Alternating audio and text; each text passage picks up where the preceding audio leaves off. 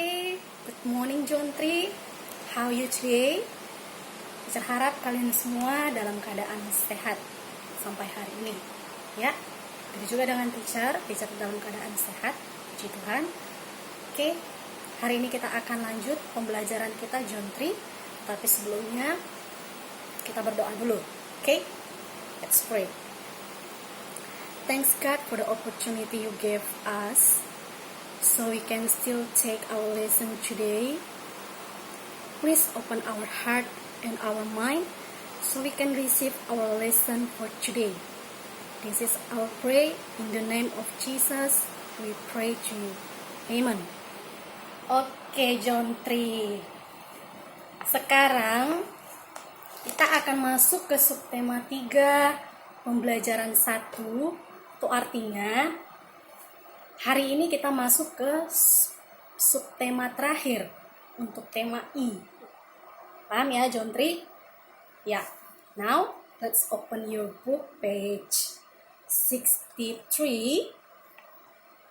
Mari sama-sama John 3 kita buka bukunya dari halaman 63. Nih, sini memang halamannya nggak ada ya. Tapi di halaman berikutnya, halaman 64, otomatis ini halaman 63. Ya, langsung saja John 3. Hari ini tujuan pembelajaran kita melakukan wawancara dengan komunitas sekolah tentang upaya pelestarian alam.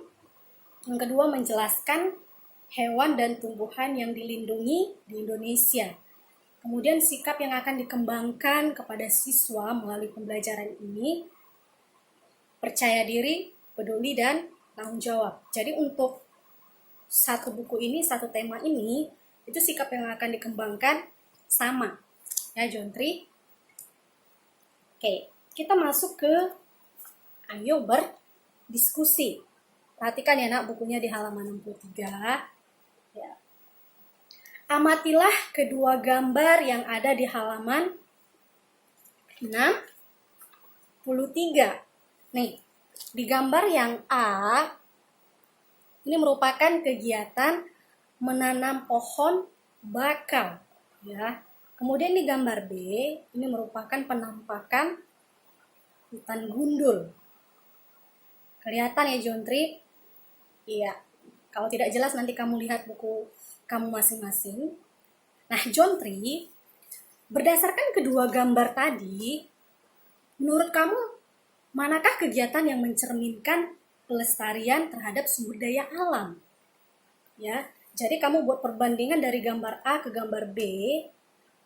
Ya, menurut kamu dari kedua gambar ini mana kegiatan yang mencerminkan pelestarian terhadap sumber daya alam? Nanti jawabannya kamu bisa tuliskan di buku tugas. Ya, next kita masuk ke ayo membaca. Melakukan wawancara dengan komunitas sekolah tentang upaya pelestarian alam. Ya, dengarkan sebentar ya John 3 penjelasan teacher. John 3, kita sebagai manusia memiliki hak untuk menggunakan sebesar-besarnya sumber daya alam untuk mencapai kemakmuran hidup kita. Di pembelajaran sebelumnya di subtema 2 pembelajaran 6 kemarin ya, pembelajaran kemarin teacher juga sudah menjelaskan hal tersebut ya. Tetapi John 3, selain mendapatkan hak, kita juga harus melakukan kewajiban kita. Ya, di pertemuan sebelumnya, kamu sudah mempelajari bahwa hutan itu memiliki peran sebagai paru-paru dunia kan? Iya. Jadi selain menjadi paru-paru dunia, di dalam hutan itu juga menyimpan banyak keanekaragaman hayati. Nah, oleh karena itu John 3, kita sebagai warga negara itu memiliki peranan bagi kehidupan. Bukan. Oleh karena itu, hutan itu memiliki peran yang sangat penting bagi kehidupan di bumi ini. Nah, oleh karena itu, kita sebagai warga negara yang baik harus bisa menjaga dan melestarikan hutan. Ya. Lalu teacher, bagaimana sih cara kita melestarikan hutan? Nah, kamu bisa perhatikan di buku kamu halaman 64, ya. Di sana sudah ada peta pikiran tentang bagaimana cara melestarikan hutan. Nah, yang pertama, menerapkan sistem tebang pilih. Teacher, ini maksudnya gimana sih melakukan sistem tebang pilih? Nah, maksudnya Jontri, ketika kamu ingin menebang pohon di hutan, kamu tidak boleh asal-asalan untuk menebang pohon yang ada di sana. Jadi dalam arti, ketika kamu ingin menebang pohon, maka kamu memang harus benar-benar memilih pohon yang sudah pantas untuk ditebang. Ya, jangan nanti pohonnya masih muda, kamu sudah tebang. Nah, itu salah. Paham ya? Untuk poin yang pertama, Jontri. Oke, kita lanjut ke poin yang kedua. Menerapkan sistem tebang tanam. Nah, ini apalagi maksudnya, teacher? Menerapkan sistem tebang tanam. Artinya seperti ini. Ketika kamu sudah menebang pohon di hutan, ya, ketika kamu sudah menebang pohon di hutan, maka kamu wajib untuk menanam kembali pohon yang sudah kamu tebang. Nah, itu maksudnya. Ya. Yang ketiga, melakukan reboisasi. Untuk istilah reboisasi, dirasa untuk kalian ini tidak asing lagi ya. Reboisasi, penanaman hutan yang sudah gundul atau penanaman hutan kembali. Oke, poin yang keempat, mengidentifikasi atau mencegah terjadinya kebakaran hutan. Ya, jadi kita harus berusaha untuk mencegah agar hutan itu tidak terbakar. Yang kelima, mengurangi pemakaian kertas berlebih. Kenapa kita harus mengurangi pemakaian kertas berlebih, teacher? Karena kita sudah tahu, karena kita sudah belajar ya nak. Kertas itu dibuat dari getah dari pohon kan? Iya.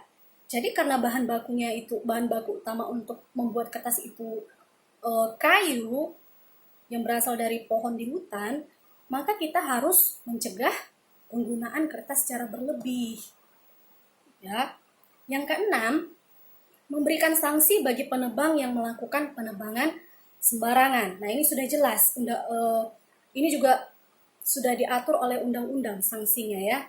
Bagi orang yang melakukan penebangan hutan secara liar, maka mereka berhak untuk mendapatkan sanksi.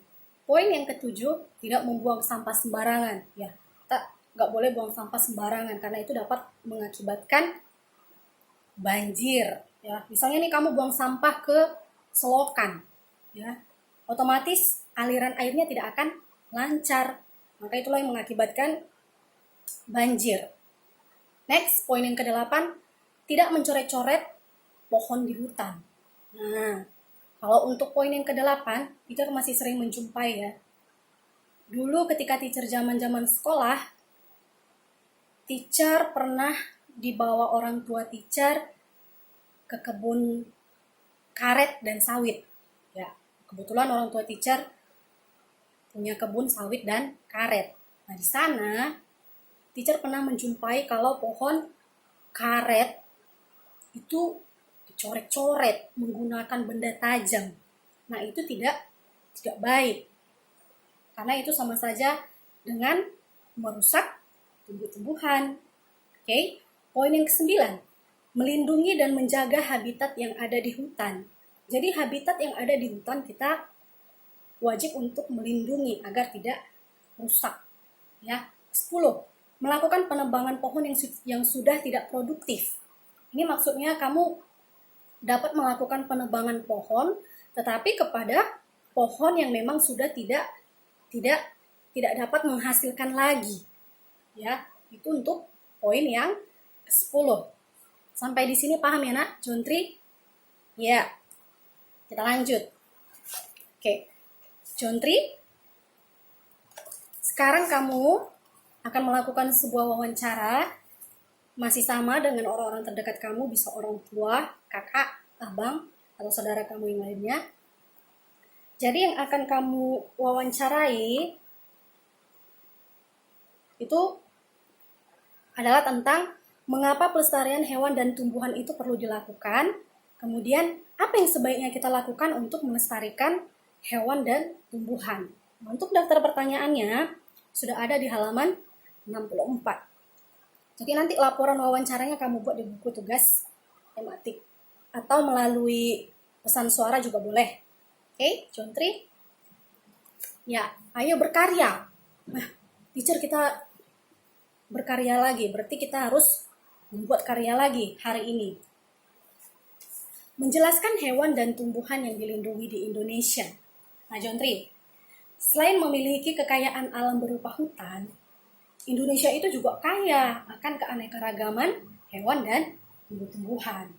Akan tetapi, Jontri, akibat populasi manusia yang terus meningkat, itu dapat mengakibatkan habitat hewan dan tumbuhan berkurang. Kenapa bisa berkurang habitat hewan dan tumbuhan, teacher? Seiring dengan meningkatnya populasi manusia. Jelas, ada pengaruhnya. Kenapa? Karena semakin meningkatnya populasi manusia, maka mengakibatkan manusia juga akan pasti menebang hutan untuk membuat pemukiman, untuk membuat rumah untuk tempat tinggal mereka. Ya, jadi selain itu, perburuan liar itu juga dapat mengakibatkan kelangkaan hewan dan tumbuhan jenis tertentu. Jadi kita tidak boleh melakukan perburuan liar, apalagi kita memburu hewan-hewan yang memang sudah langka. Jadi itu tidak boleh ya, Jontri. Ya.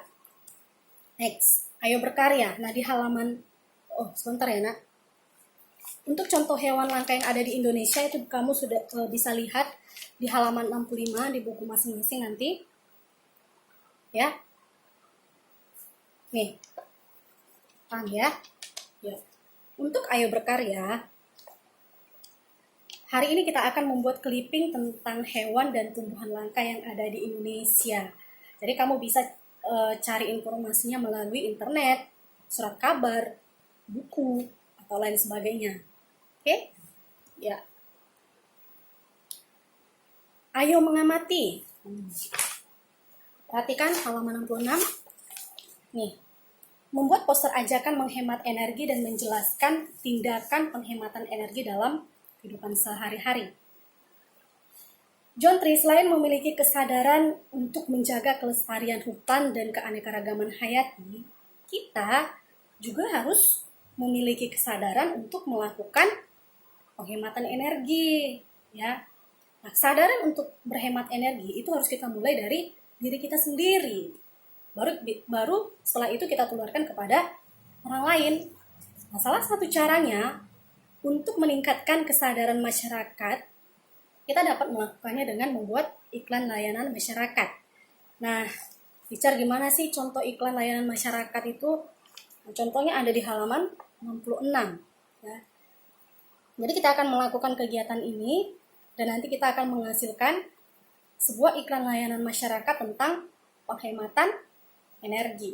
Oke, Jontri, untuk tugas kita hari ini ada ayo merangkum halaman 67 dan ayo berlatih halaman 68 nomor 1 sampai 3. Ya, Jontri, cukup panjang ya materi kita hari ini, tapi tidak apa-apa. Ya. Oke, teacher rasa sampai di sini dulu penjelasan dari teacher. Semoga bermanfaat buat kalian semua. Oke, bye-bye.